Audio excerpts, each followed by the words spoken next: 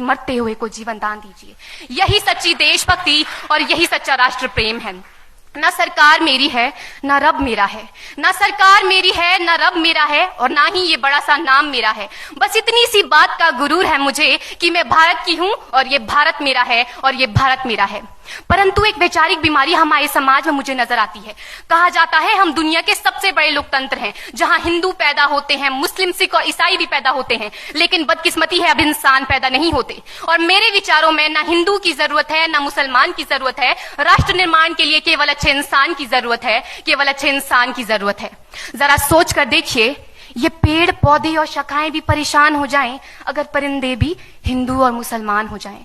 एक शैक्षणिक बीमारी भी हमारे समाज में मुझे नजर आती है, और बड़े ही आश्चर्य की बात है जिस देश ने पूरी दुनिया को तक्षशिला और नालंदा देकर के विश्वविद्यालय शिक्षा की बुनियाद रखी, आज विश्व के 100 सर्वश्रेष्ठ विश्वविद्यालयों में हमारा एक भी विश्वविद्यालय खड़ा नहीं हो पाता। जहां एक और हमारे पास IIT, IIM और NIT जैसे शिक्षण संस्थान हैं, तो वहीं दूसरी ओर इस देश के गरीबों को बेरोजगारी की जमात में खड़ा करने के लिए उनके हाथ में सर्व शिक्षा अभियान का झुंझुना पकड़ा दिया जाता है।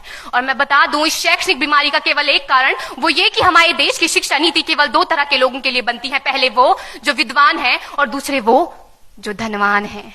इसी तरह की कई गजब की बीमारियां हैं, और इन बीमारियों की जो जड़ है ना, वो हमारा अंधविश्वास। और मेरे विचारों में जब तक इस देश का युवा अपनी सफलता के लिए मंदिरों में जा जाकर नारियल फोड़ फोड़ कर भगवान को रिश्वत लगाता रहेगा, हमारे समाज का शिक्षित वर्ग ही बिल्ली के रास्ता काटने पर खड़े हो जाना, अपने धर्म अपनी जाति को ऊंचा मानकर दूसरों के धर्म की अवहेलना करता रहेगा, तब तक ना तो इस देश से अंधविश्वास खत्म होगा और ना ही हमारा राष्ट्र निर्माण संभव होगा। हमारी संस्कृति, हमारी सभ्यता को दुनिया ने शीश नवाया है, तो क्यों आस्था के नाम पर हमने अंधविश्वास फैलाया है।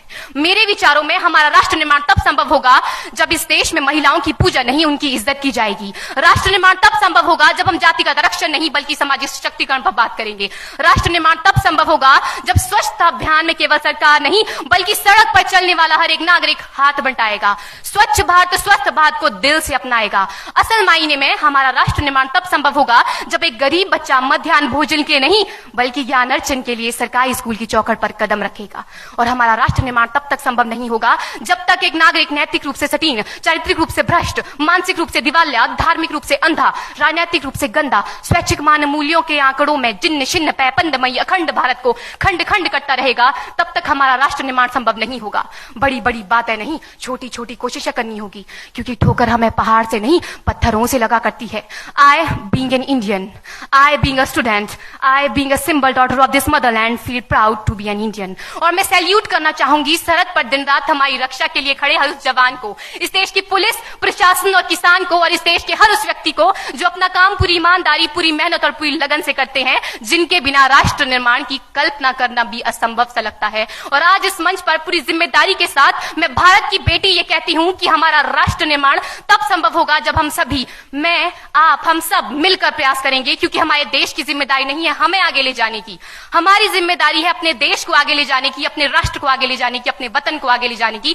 तो अंत में मैं बस यही कहना चाहूंगी, मेरा हिंदुस्तान महान था, महान है, महान रहेगा। मेरा हिंदुस्तान महान था, महान है, महान रहेगा। होगा हौसला सबके दिलों में बुलंद तो एक दिन पाकिस्तान भी जय हिंद कहेगा। पाकिस्तान ही क्यों, सारा जहान जय हिंद कहेगा, क्योंकि सारे जहां से अच्छा हिंदुस्तान हमारा, सारे जहां से अच्छा हिंदुस्तान हमारा। हम बुलबुलें हैं इसकी, ये गुलिस्तान हमारा, ये गुलिस्तान हमारा। जय हिंद, वंदे मातरम।